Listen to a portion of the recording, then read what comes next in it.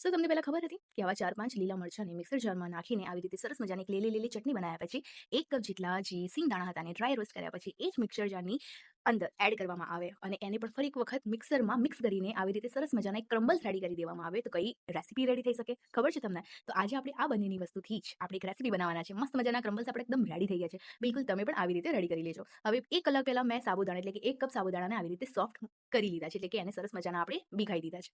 હવે એ સાબુદાણાની અંદર આપણે જે બે વસ્તુ રેડી કરી હતી એટલે કે મરચાંની પેસ્ટ અને સિંગદાણાના ક્રમ્બલ્સ આને પણ એડ કર્યા પછી આ સરસ મજાની રીતે આપણે મિક્સ કરી લેવાનું છે. હવે આનાથી શું બની શકે છે? આઈડિયા આવે કોઈક?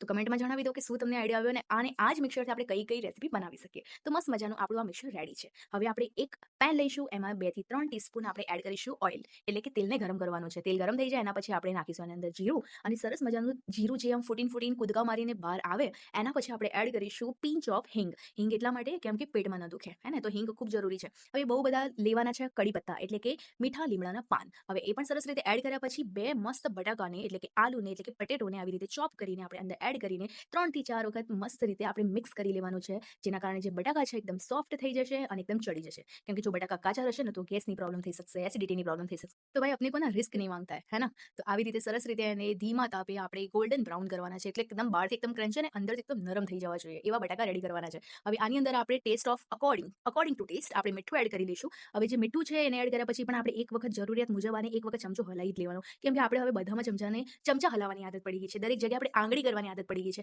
તો મેં વિચાર્યું કે એમ ના હું આનો જે મારો ઉપયોગ છે, આનો જે ગુણ છે એ હું કુકિંગમાં યુઝ કરું. એટલા માટે હું આમાં પણ આજે ચમચો લાવી રહી છું. હવે એકાદ બે બટાકા તોડીને જોઈ લેવાના કે ભાઈ ચડ્યા છે કે નથી ચડ્યા. ચડી તો જાય જ છે 5 થી 10 મિનિટની અંદર. અને આ જે સાબુદાણા આપણે રેડી કર્યા હતા એ આની અંદર હવે નાખી દેવાના. એવી પોઝિશનમાં ઊભું રહેવાનું કે કમ્પ્લીટ વિડીયો એકદમ કવર થવો જોઈએ ભાઈ. અને આ જે સાબુદાણા આપણે બનાવવાના છે, આજે જે આ ખીચડી બનાવવાના છે એકદમ યુનિક બનવાની છે. વિધાઉટ કોઈ પણ પાણી વગર એટલે કે વિધાઉટ એની વોટર આપણે રેડી કરવાના છે. ઘણા લોકો કહે છે ને કે સાબુદાણાની ખીચડી અમારી છૂટી નથી બનતી એટલે કે ગીલી થઈ જાય છે. તો આ મેથડથી જો એક વખત તમે સાબુદાણાની ખીચડી બનાવશો ને બોસ, તો બિલકુલ મારી સ્ટાઇલમાં બનાવશો તો આવી જ બનશે. એ મારી ગેરંટી છે. મસ્ત મજાની ખીચડીને એકદમ મિક્સ કરવાનું છે ધીમી ફ્લેમમાં, કેમ કે નીચે બળવું ના જોઈએ ભાઈ. બળશે તો પછી ટેસ્ટ નહીં આવે ને. હવે આ સ્ટેજ ઉપર આપણે સરસ મજાની એડ કરી લઈશું 1 ચમચી ખાંડ. ખાંડ ઓપ્શનલ છે, તમને ભાવે તો નાખી શકો, બાકી હરી ઈચ્છા.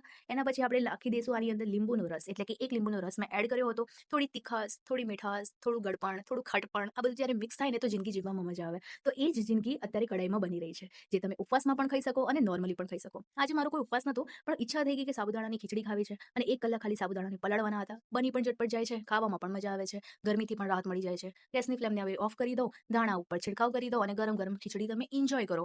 જો વિડીયો પસંદ આવ્યો હોય તો લાઈક, શેર, કમેન્ટ કરવાનું ના ભૂલતા. અને હા, જો ચેનલ ઉપર નવા હોય ને તો સબસ્ક્રાઇબ કરીને જોજો, કેમ કે આવી અતરંગી રેસીપી હું તમારા માટે લાવતી રહીશ. અને હા, એમ પણ હું કહેવા માંગતી હતી